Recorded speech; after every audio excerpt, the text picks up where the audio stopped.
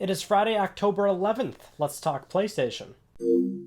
So before we get into it, here's your PS Plus reminder. Your October games are The Last of Us Remastered and MLB The Show 2019. You have plenty of time to download these games or add them to your library. Now let's start off with PS4 Firmware 7.0. It's finally available worldwide. It seemed like we were in beta phase for like 2-3 months there, but then Sony finally dropped it this week. So as a quick recap, everything available in 7.0 is the party chat being increased from 8 to 16 players. There's now chat transcripts just for the English language that you can access through the PS4 second screen mobile app. Network connectivity has been improved. Audio quality of voice chat has been improved. Remote play, this is a big one. It's now available on Android devices. So previously it was just Xperia Android devices and iOS support. Well, there's more iOS support here. So not only for the DualShock 4, iPad, iPhone, and Mac OS, but now we've got all Android devices are supported. That's great news because so many people have Android handsets. And that's essentially it for the most part. Those are the major headlining features that you might want to care about or maybe even use, which, you know, not the best update in the world, but really the Android stuff is probably what's going to excite most people out of that if you're into remote play. Now, one little minor issue that happened this week was that PS4's Facebook support just randomly cut off, not working anymore. People weren't really sure what's going on. Facebook followed up saying that we are actually working on a new agreement with Sony. So there's no concrete information as to why this was abruptly ended.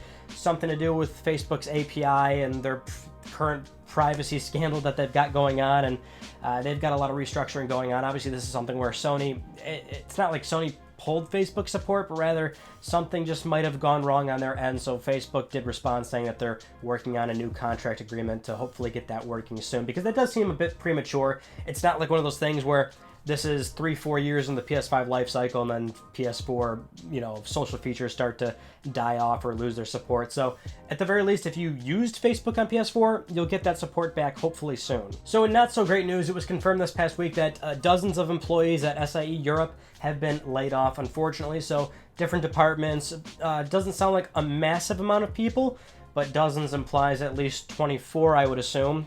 So a good amount of people from PR, marketing, and probably some related fields, you'd imagine.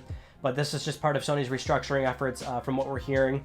And this was announced the same day as the PS5 Wire.com reveal, which is kind of, I guess, odd, but they say that the timing wasn't intentional or anything like that. But this is part of Sony's year and a half or so of moving around people from the higher up level to the lower level people, which we have seen. We've seen a few layoffs in the past year and a half, so this is just part of it. A lot of positions being deemed redundant. Sony trying to completely globalize their arm and just make sure that they're one strong unifying force. It's always unfortunate when we hear any layoffs in this industry because it is not the easiest place to have job security, but I hope everybody lands on their feet soon. So this next news story, it may not seem like a big deal. However, I find this really fascinating because we don't hear much about developers really caring about their trophy or achievement support, but this one is pretty cool. One fan on Twitter noticed that for Days Gone, now if you know you earn a trophy on PS4, the PS4 will always take a screenshot of your moment where you earn the trophy. One user on Twitter noticed that in Days Gone, the moment always was very picturesque, and it worked out perfectly for when trophies would pop.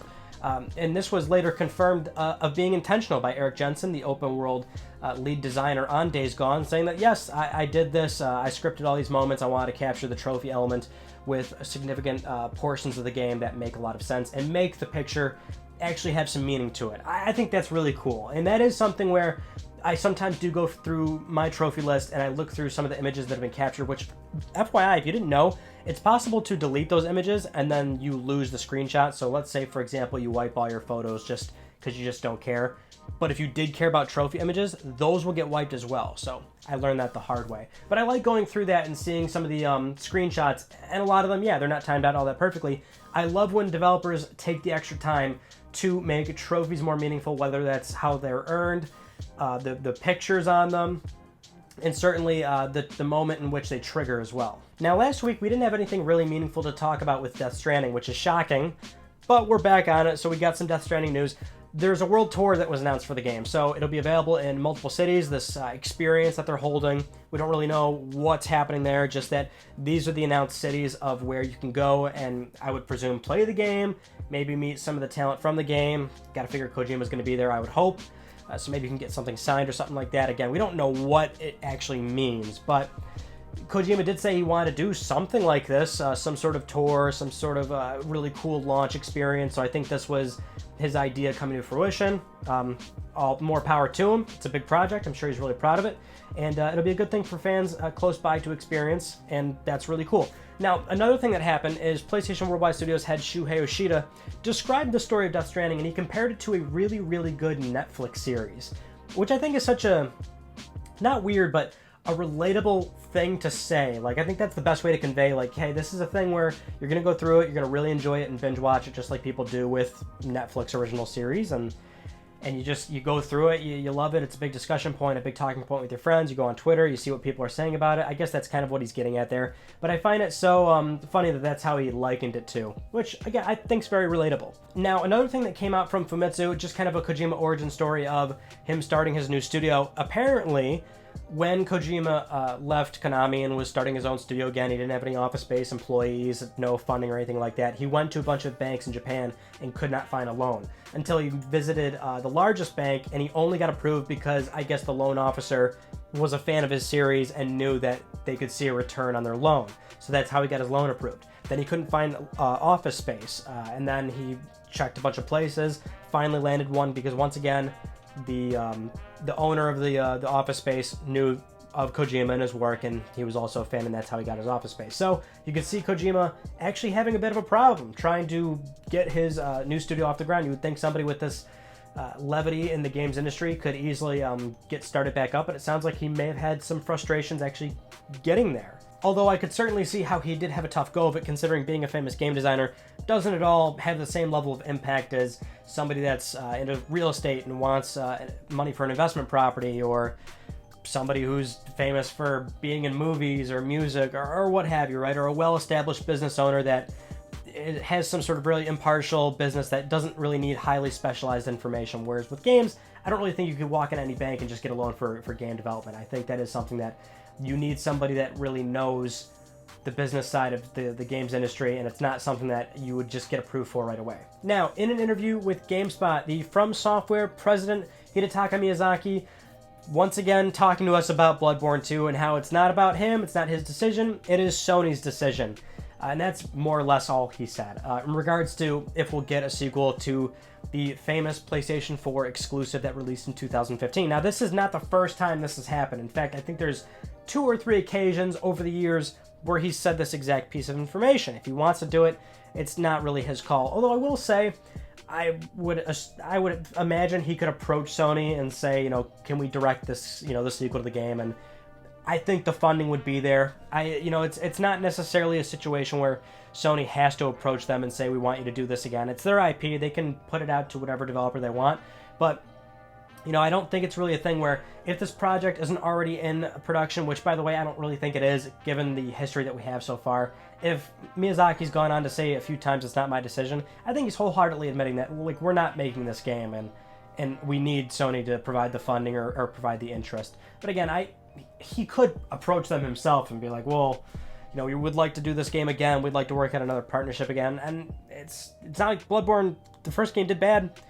Sony would certainly, probably in all likelihood, greenlight another project. Again, if they haven't already, if Miyazaki's really good at lying, which also is not really out of the question, because if there is a Bloodborne 2, he's not going to admit it. Moving on to Ghost of Tsushima. Now, this isn't really a news story, but rather like a clarification thing. This past week, if you didn't see, of course, big PS5 blowout of news. It's called PS5, coming holiday 2020. We discussed that in a separate video. Many of you have seen that. It's the video right before this one, so go watch that if you haven't already. But in the original PlayStation blog post about those details, at the very end of it, SIE President and CEO Jim Ryan states, PS4 still has a lot of life, and you can still expect The Last of Us Part 2, Death Stranding, and Ghost of Tsushima. And a lot of people are discussing Tsushima, saying, oh wow, so it's still a PS4 game. I don't know where people are getting this idea that it's not a PS4 game, or that it's strictly a PlayStation 5 game. That's not really Sony's MO. I mean, clearly the game's still a PS4 game, and it's not like it's not coming to PS5. That's the thing. This is such an easy thing, I think, to interpret. But if you are confused by this, I mean, the games, all these games are probably going to come to PlayStation 5 at some point. That's the real kicker. And there's probably a myriad of other PS4 games that are going to come to PlayStation 5 as a native port. And yeah, it's all x86, but It's a console manufacturer. They're in the business of selling hardware and software. I mean, they're going to repackage these games on PlayStation 5. Higher frame rates, higher resolutions, more texture detail, Game of the Year editions, whatever they can do to justify selling another $60 video game to you, they are probably going to do it. Could they, say, patch prior games and give you all those features because it's now all x86? That's certainly something that's feasible. I'm seeing that being discussed as well, but I'm not going to bank on that. I'm going to bank on most publishers, developers, and manufacturers wanting to resell you previous content that you've had before. And there's nothing wrong with that. Vote with your dollar if you don't want to be involved with something like that. But I think it's pretty clear that it's still a PlayStation 4 game, and it will have a PS5 release at some point. Or maybe it'll be a straight up, right as it comes out, PS4 and PS5. We still don't have an idea of when Ghost of Tsushima will release. I'd imagine in the holiday 2020 area, and so it would be very close to PS5, but maybe it could be in the midpoint, maybe it could be summer 2020. It could be the very last great PlayStation 4 exclusive that we could really expect. Sony's no stranger to doing one final big title on their prior platform. Sometimes they even release a major game into the next life cycle, so that's very possible as well. Now, next up, we got a patent registration for PlayStation VR tech. This was filed in February of this year, recently published October 3rd, and it looks very interesting. This is actually the most noteworthy patent that we've really had in a long time, because while we've discussed so many patents that we more than likely won't see come to retail and something that you can buy, this looks like it could very well be the basis of PlayStation VR2 or whatever it would be called on PlayStation 5. So this patent discusses a number of things about PlayStation VR. It actually shows a picture of PS3 hardware in there, and it's constantly referred to as HMD, head-mounted display. But it goes into detail about how, as you can see, there's like way more lights on this thing now. Front cameras, rear cameras, a new controller with a camera. You've got configuration mode, and this is kind of being detailed as a pass-through. So, you know, when you put on PlayStation VR, obviously you can't see anything in front of you. It's either a virtual image or it's just black. But you could, the camera function would be that you could see through the headset, and now you could actually get a grounded understanding of your surroundings without having to look through the PS4 camera lens, which is something that you can do currently with the VR. Which is a great feature. I love that. There's also talks of Bluetooth in there. No major specifics, but that would imply some form of wireless technology finally. And I'm seeing some people dispute this, saying, well, Bluetooth right now isn't quite there for the transmission of all these HD pictures. And remember, we're not getting PlayStation VR 2 right when PS5 launches. Sony has told us this. They're not going to overwhelm the market with two brand new pieces of hardware right away. So you would imagine that PSVR2, or whatever it's called, will come a year, 2 years into the PS5 life cycle. So that's already looking at 2022 at the earliest, or, you know, maybe 2021, but that's still far out. So there's still a lot of advancements. There's still a lot of bringing costs down. That's another big thing, is how expensive is this thing going to be when you've got a higher quality display in this thing. You've got cameras all around you. You've got new controllers. Either way, this looks like this very well is a good basis of what we will see, rather than all the stuff that we have been discussing and we kind of write off as saying this looks dumb, we're probably not going to see this ever again. And that is like 95% of the patents that we've discussed on this channel, and it's 99% of the patents that Sony actually holds. Now, in keeping with the PS5 news, again, the video prior to this has all those major PS5 details that you want to know about, but one thing that we did not cover in that video, which was followed up on, is PlayStation 4 Backwards Compatibility. So it's not a major thing, but Jim Ryan did make a point to say, we are evaluating with the dev team if we can secure full compatibility. We will provide more information in the future, suggesting that it may not be 100% completely backwards compatible with PS4 games. This isn't cause for concern. To be honest, I would be more surprised if every single title was 100% supported. There's always inaccuracies, inconsistencies, or problems or issues when it comes to programming and software. It's a big deal, right? I don't even have to be a programmer to tell you that that's probably a very complex beast, and there's probably a few titles that just won't make the cut for one reason or another in terms of how they were made. Maybe they require certain peripherals.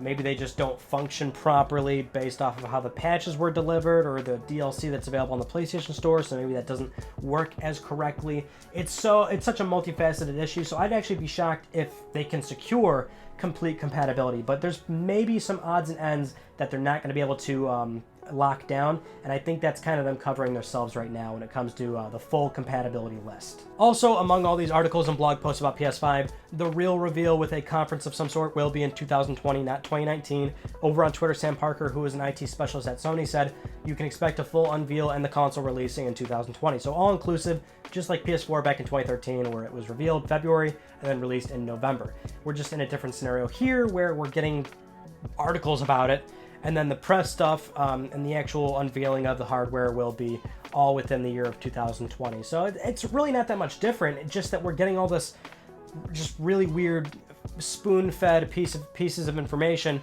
every few months, just saying, yes, it's called PS5, and yes, this is what it's going to do, and this is what it's going to look like.